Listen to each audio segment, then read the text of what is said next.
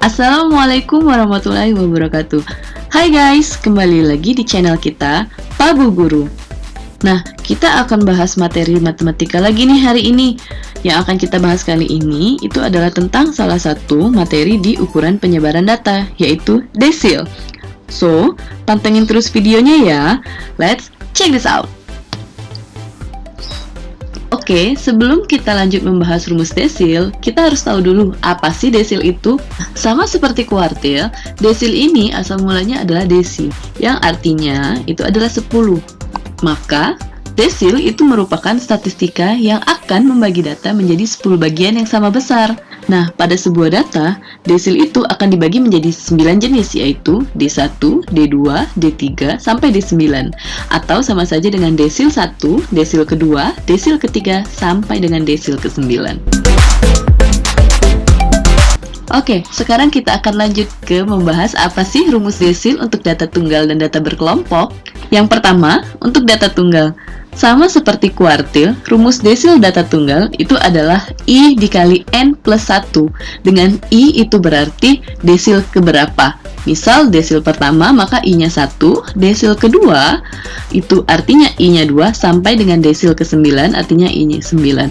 Jika di kuartil pembaginya itu adalah 4, di desil, karena desil adalah statistika yang membagi data menjadi 10 bagian, maka di rumus data tunggal untuk desil, pembaginya itu adalah 10. Sehingga rumus desil itu adalah DI sama dengan I dikali N plus 1 dibagi dengan 10. Dengan DI itu adalah desil ke I, dan N itu adalah banyak data. Sekarang, apa sih rumus untuk desil data berkelompok? Sebenarnya, rumus untuk data berkelompok baik kuartil maupun desil itu sama saja. Rumusnya yaitu DI sama dengan TB ditambah I per 10 kali N dikurang FKS per FDI dikali dengan P. Apa sih DI? Apa itu TB? Apa itu FKS? Apa itu FDI? Dan apa itu P?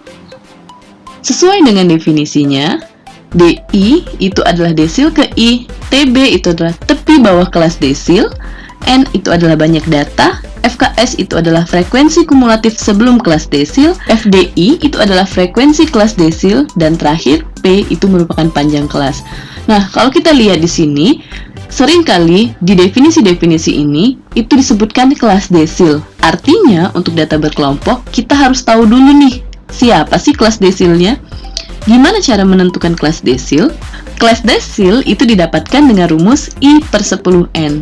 Jadi, ketika kita ketemu sebuah soal untuk data berkelompok, maka sebelum kita menentukan berapa desilnya, kita harus tentukan dulu kelasnya dengan cara I per 10 dikali dengan banyak data. Oke, sekarang biar kalian lebih paham lagi tentang desil ini, kita akan langsung ke contoh soal. Contoh soal yang pertama, ini ada data tunggal. Data ini sebelum kita mencari desilnya, kita harus susun dulu mulai dari data terkecil sampai dengan data terbesar. Oke, untuk membantu kalian, saya akan langsung susun data ini dari data terkecil hingga terbesar. Nah, sekarang datanya udah tersusun nih. Ternyata data yang sebelumnya itu disusun menjadi data mulai dari 2 hingga ke 15. Jika kita hitung totalnya, data ini sebanyak 20 data. Untuk soal ini, misal kita akan mencari desil ke-5. Bagaimana caranya? Ingat kembali, rumus desil untuk data tunggal itu adalah DI sama dengan I per 10 dikali N plus 1. Kita sudah sama-sama tahu nih, jumlah data ini itu adalah 20, maka N-nya sama dengan 20. Nah, tadi kita akan mencari desil ke-5, maka rumusnya menjadi D5 sama dengan 5 per 10 dikali N plus 1. Karena kita akan mencari desil ke-5, artinya I-nya sama dengan 5. Lanjut, kita langsung substitusikan saja N ke dalam persamaan ini. Jadinya, D5 sama dengan 5 per 10 dikali 20 tambah 1. Sama dengan setengah dari 21, itu adalah 10,5. Nah, hasil kita untuk rumus D5 ini itu adalah 10,5. Artinya, desil ke-5 itu adalah data ke-10 ditambah 0,5 dikali dengan data ke-11 dikurang data ke-10. Dari mana sih dapatnya 0,5 dikali data ke-11 dikurang data ke-10 ini? Tadi kan awalnya 10,5 nih. Nah, 10 di awal, 2 angka di depan koma itu adalah data ke-10. Artinya jika di hasil kita itu adalah 9,5, artinya data ke-9 ditambah 0,5. Kenapa sih harus kita tambahkan dengan 0,5 dikali dengan data ke-11 dan data ke-10? Itu karena desil kelima ini berada di antara intersek data ke-10 dengan data setelahnya. Interseknya berapa? Itu adalah 0,5, diambil dari berapa angka di belakang koma hasil dari perkalian kita di rumus desil kelima. Sekarang kita lihat data ke-10 siapa sih? Kita harus hitung dulu mulai dari data pertama sampai ke data ke-10. 1, 2, 3, 4, 5, 6, 7, 8, 9, 10.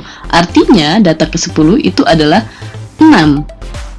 Kemudian kita butuh siapa sih data ke-11? Data ke-11 pasti data di sebelah data ke-10. Ini adalah data ke-11-nya. Sehingga rumusnya menjadi 6 ditambah 0,5 dikali dengan 7 dikurang 6. Hasilnya itu adalah 6 ditambah 0,5 sama dengan 6,5. Artinya desil kelima dari data tunggal ini itu adalah 6,5. Nah, kalau itu tadi contoh tentang desil untuk data tunggal, sekarang kita akan lanjut ke contoh desil untuk data berkelompok. Soalnya, ini ada data berkelompok kita. Dari data ini, ternyata N-nya itu adalah sama dengan 40. Dari mana? N itu adalah jumlah atau total dari seluruh frekuensi. Maka N didapatkan dari 6 ditambah 8 tambah 10 ditambah 8 ditambah 4 ditambah 4. Dapatlah N-nya itu sama dengan 40. Misal nih, dari data ini, kita akan mencari desil ke-7. Gimana sih caranya? Sesuai dengan yang sudah saya jelaskan di rumus data berkelompok. Sebelum kita menentukan desil ke-7 untuk data ini, maka yang pertama kali harus kita cari dulu itu siapa sih kelas desil ke-7 itu? Gimana caranya? Kelas desil ke-7 dicari dengan rumus I dibagi dengan 10 dikali N.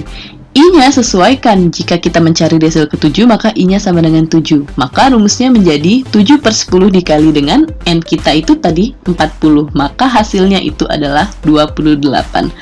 Artinya desil ke-7 ini berada di data ke-28. Sekarang kita cari dulu nih, data ke-28 ini berada di kelas yang mana? Gimana caranya? Caranya yaitu kita harus totalkan atau jumlahkan dulu frekuensi di masing-masing kelas. Misal yang pertama, data untuk kelas pertama misalkan frekuensinya adalah 6. Artinya di kelas pertama ini adalah data ke-1 hingga data ke-6. Lanjut, kita jumlahkan dengan frekuensi yang berada di bawahnya. 6 ditambah 8 hasilnya yaitu 14. Artinya, di kelas yang kedua ini itu adalah data ke-7 hingga data ke-14. Nah, kita butuh data ke-28 nih. Artinya, di data kedua belum ada data ke-28. Kita lanjut ke kelas yang ketiga.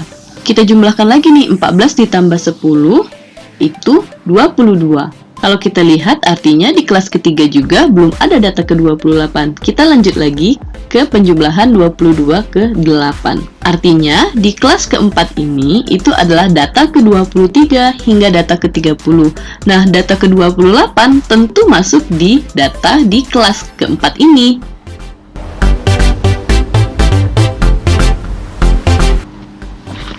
Sehingga, dapat kita simpulkan bahwa untuk kelas desil ke-7 itu berada di kelas dengan frekuensi 8. Ini adalah kelas desil ke-7-nya. Nah, sekarang kita sudah dapat kelas desil ke-7 nih. Apa yang harus kita lakukan selanjutnya? Sesuai dengan rumus yang ada untuk desil data berkelompok, desil ke I itu rumusnya adalah TB ditambah I per 10 dikali N dikurang FKS per FDI dikali dengan P. Nah, jika kita mencari desil ke-7, rumus ini menjadi D7 sama dengan TB ditambah 7 per 10 dikali N dikurang FKS per frekuensi dari desil ke-7 dikali dengan P. Nah, untuk mengerjakan rumus ini, artinya kita butuh mengetahui terlebih dahulu siapa sih TB-nya, siapa juga FKS-nya, siapa frekuensi kelas desil ke-7, dan siapa panjang kelasnya. Maka yang pertama kali harus kita tentukan itu adalah TB, FKS, FD7, dan P-nya. N, kita sudah tahu, N-nya itu adalah 40, artinya 7/10 N sudah kita cari sebelumnya, hasilnya itu 28. TB, TB itu adalah tepi bawah yang didapat dari kelas bawah dikurang dengan 0,5. Siapa kelas bawahnya? Jika kita lihat di kelas untuk D7 atau desil ke-7, kelasnya itu adalah di antara interval 70 sampai 74. Artinya, kelas bawah kelas ini itu adalah 70. Sehingga TB-nya itu 70 dikurang 0,5 sama dengan 69,5. Lanjut, kita akan mencari siapa sih FKS-nya? Sesuai dengan definisinya, FKS itu adalah frekuensi kumulatif sebelum kelas D7. Jika kelas D7 frekuensinya 8, frekuensi sebelumnya itu adalah 10, 8, dan 6. Sehingga FKS-nya itu didapat dari 10 ditambah 8 ditambah 6. Hasilnya yaitu 24. Selanjutnya, kita butuh frekuensi kelas desil ke-7. Sesuai dengan yang sudah kita lingkari tadi, frekuensi untuk kelas desil ke-7 itu adalah 8. Selanjutnya, kita akan mencari panjang kelas. Panjang kelas didapat dari mana sih? Sesuai dengan kelas yang sudah kita dapat, panjang kelas itu didapat dari interval 70 sampai 74. Maka kita hitung mulai dari 70, 71, 72, 73, 74. Artinya panjang kelasnya itu adalah 5. Nah, setelah kita mendata yang kita butuhkan untuk rumus D7 ini, kita tinggal substitusikan langsung semua data ke dalam rumusnya.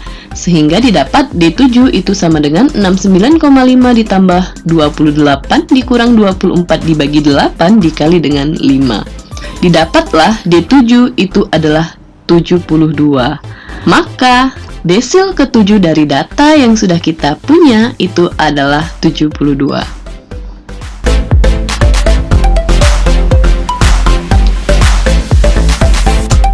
Nah, itu tadi penjelasan kita mengenai desil dari ukuran penyebaran data. Semoga apa yang sudah kita bahas membuat kalian memahami lebih jauh mengenai desil, baik untuk data tunggal maupun data berkelompok. Sampai ketemu lagi di pembahasan materi selanjutnya ya. Jangan lupa like, comment, and subscribe channel ini untuk membuat kita lebih semangat membagi ilmu kepada kalian semua. Sampai jumpa di penjelasan kita selanjutnya ya. Bye-bye. Assalamualaikum warahmatullahi wabarakatuh.